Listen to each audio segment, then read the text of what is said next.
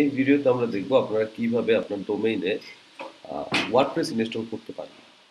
তো এই প্রসেসের জন্য প্রথমে আপনাকে ওয়েবুজুর ড্যাশবোর্ডে লগ ইন করতে হবে।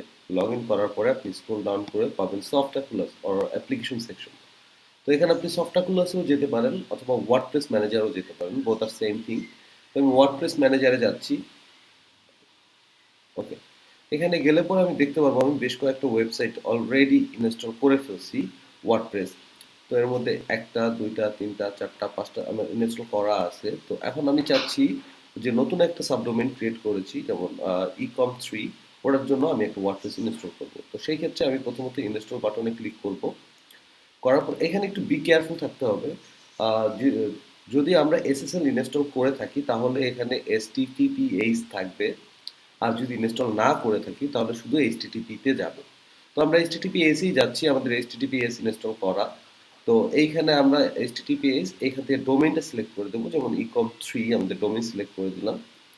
ইন ডিরেক্টরি আমাদের এখানে দরকার নেই, কারণ আমরা একদম মেইন ডোমেইনই হচ্ছে গিয়ে ওয়ার্ডপ্রেস ইনস্টল করতেছি। এটা ওয়ার্ডপ্রেসের ভার্সন, আমরা লেটেস্ট ভার্সনটাই ইনস্টল করব। তো এরপরে চলে যাব অ্যাডমিন সেকশনে। অ্যাডমিনে আপনি অ্যাডমিন নাম দিবেন, এরপরে পাসওয়ার্ড দিবেন। পাসওয়ার্ড দিবেন, দিলাম পাসওয়ার্ড একটা দিয়ে, ইজি ওয়ান। তো ইমেল অ্যাড্রেস থাকবে একটা। ইমেল অ্যাড্রেসটা আপনার এটা অটোমেটিক্যালি দিয়ে দিবে আপনার হোস্টিং এর এগেইনস্টে অ্যাডমিন নামের একটা ইমেল অ্যাড্রেস। আপনি চেঞ্জ করে যে কোনো ইমেল অ্যাড্রেস দিতে পারেন, কারণ এই ইমেল অ্যাড্রেসে ফার্দার আপনার যত মেইল বা কমিউনিকেশন এই ওয়েবসাইটের মাধ্যমে হবে সেটা এই ইমেলেই যাবে। কন্টাক্ট পেজে যে মেইলগুলো যায় এই ইমেলেই যায়।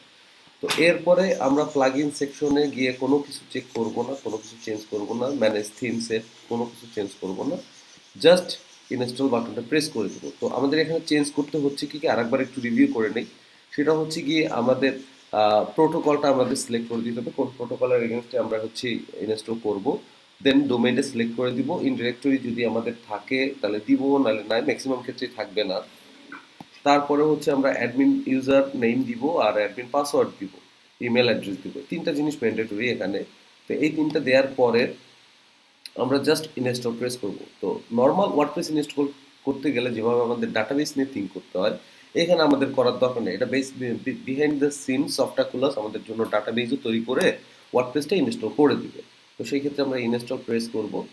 ইনস্টল প্রেস করলে আমরা এখানে প্রোগ্রেস বারটা দেখতে পারবো যে আমাদের এটা ইনস্টল হচ্ছে, এবং কয়েক সেকেন্ডের মধ্যে এটা ইনস্টল হয়ে যায়। এখানে আমাদের ওয়েবসাইট লিঙ্ক চলে আসছে।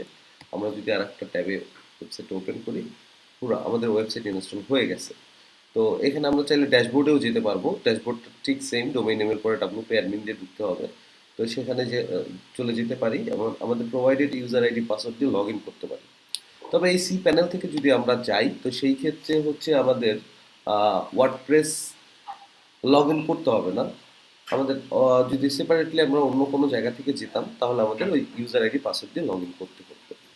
তো এটা ছিল সিম্পল টিউটোরিয়াল কিভাবে আপনি সফটওয়্যার ক্লোজের সাহায্যে ওয়েবভিউতে ওয়ার্ডপ্রেস ইনস্টল করতে পারেন।